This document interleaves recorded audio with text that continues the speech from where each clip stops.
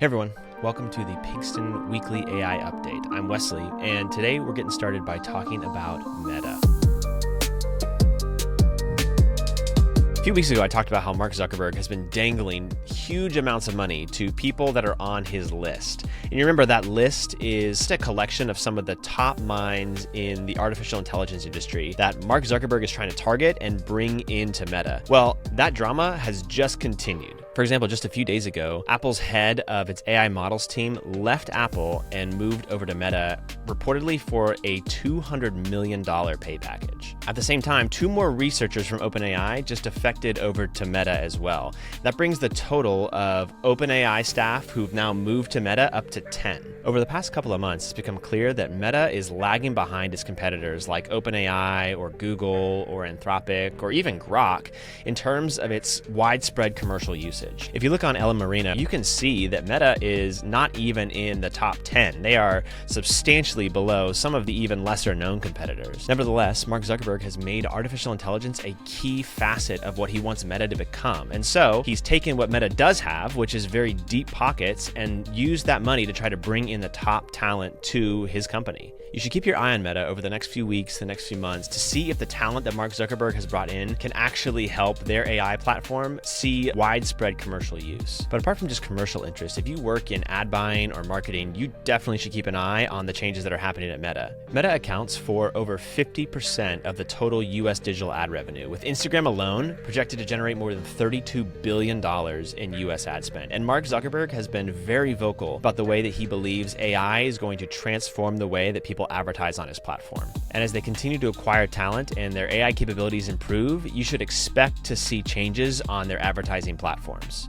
Next, OpenAI released a new feature that they call ChatGPT Agent. And essentially what it does is combine the deep research tool and the operator tool. So it does deep research, but it can also perform actions on the deep research that it's doing. So Sam Altman described it as something that can use some tools, then think for a long time, use some more tools, think for a long time, and then take an action based on what it's seen. And it's doing this by setting up its own computer. It's essentially working on its own device and performing these actions on your behalf. Here's why this matters. ChatGPT Agent is fundamentally a feature update, and it's an interesting and it's a cool feature update, but it's not particularly new to the industry. Google has announced something similar, Perplexity AI sort of have something similar, and OpenAI's ChatGPT Agent is just the latest iteration on this technology. What's more important is when you step back and think about what this technology is going to do to user behavior. We are so used to a world where people search the web and people make purchase decisions, but now we're potentially moving into a world where AI systems are making purchase decisions and AI systems are performing searches. And the way that they perform those searches could be fundamentally different than the way that a human would approach those problems. What makes a website stand out to an AI assistant?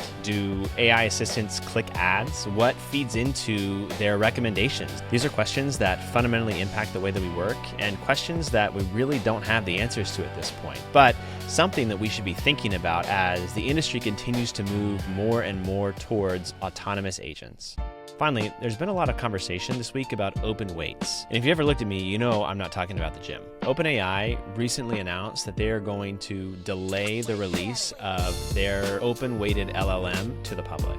And they're doing that, Sam Altman says, to conduct more safety tests. Weights in the AI world are just numbers that large language models use to decide what's important when they're making their choices. Large language models don't fundamentally understand what you're saying to them. Rather, it's taking your prompt and running it through its incredible amount of training data and its own weighting system and responding in a way that it thinks makes the most probable sense just based on its own internal weighting. The release of an open-weighted large language model tool is a pretty big deal to the industry because it would allow people to essentially train their own versions of ChatGPT on their own data. It gives them a clean slate to train their AI system on whatever they want. Now, this may seem like a bit of a nerdy tangent, but it actually could be pretty important to the work that we do. There's a fair amount of distrust around artificial intelligence in the industry, but having an open-weighted large language model would allow the tool to be trained exclusively on company data and would allow you to be able to run that large language model just internally to the company, which could help increase usage of and trust in these AI tools.